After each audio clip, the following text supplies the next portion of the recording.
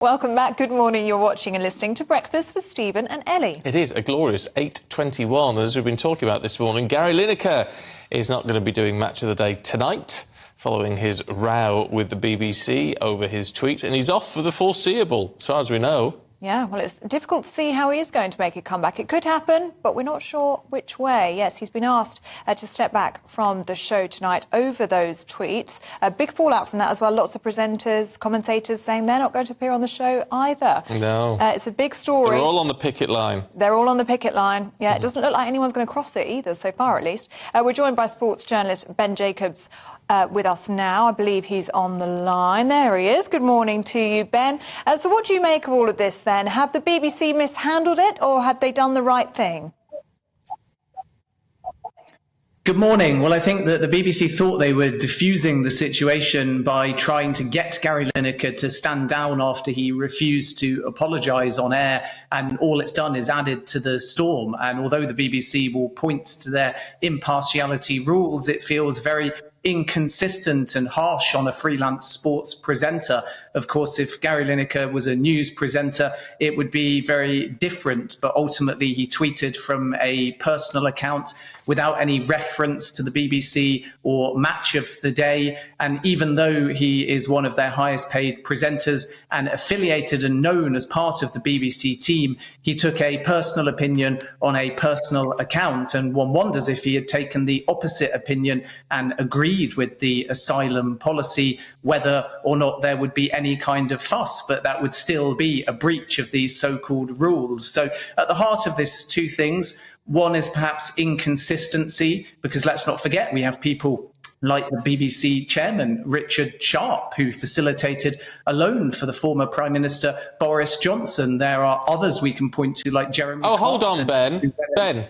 Hold on a minute. You talk about inconsistency. The inconsistency is what's happening now, isn't it? Tim Davie, the Director General, said in 2020 he wanted to crack down on staff posting their view. Now, no, Lineker's freelance, but that's by the by.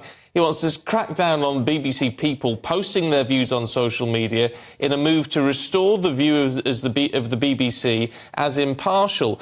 Anybody else working within the BBC can't spout away on social media and get away with it. So the inconsistency is that Gary Lineker's been given a free pass until now. Well, I think that he hasn't been given a free pass. What you find is the more prominent accounts that you have, the more visible they are. And you're absolutely right in what you say, that if there is a blanket and relatively militant policy that nobody can do anything, then the BBC should be policing that day in, day out with everybody. But let's not forget, Davie himself spent many years standing as a local councillor, being part of the Conservative Party. Richard Sharp, as I say, facilitated that loan for Boris Johnson. Jeremy Clarkson had very controversial views on social media when he was at the BBC. And this is not a now problem, as you rightly say. Tim Davie's made impartiality his platform for a good couple of years now. But I think the challenge with Lineker in particular is just that he's freelance, and I do think that's significant, and he is a sports presenter. And it very much feels like if the view was the opposite and he'd simply agreed with a tweet, even though that would be exactly the same, a view on politics, he would still be on Match of the Day. And the final thing I would say... Again, forgive me, Ben, for interrupting, and I'm jumping in. But it's not just about what he said. He said things like this before. It's not about what he said. It's about the way in which he said it, isn't it? He referred to this being similar to 1930s Germany. Now, that's the problem with this tweet, isn't it? I think the words on Germany were definitely poorly judged for sure, but the BBC would need to come out and specifically say that he's not been taken off Match of the Day because he's been impartial. He's been taken off Match of the Day because he made an analogy with Germany in the 1930s. And if they extend their logic to that, then absolutely it shifts away from just he took a political view and it becomes inappropriate language. And we may see Gary Lineker return to Match of the Day and apologise for the language, but not necessarily the view. But I think when I say impartiality, I want to make it clear why I believe that.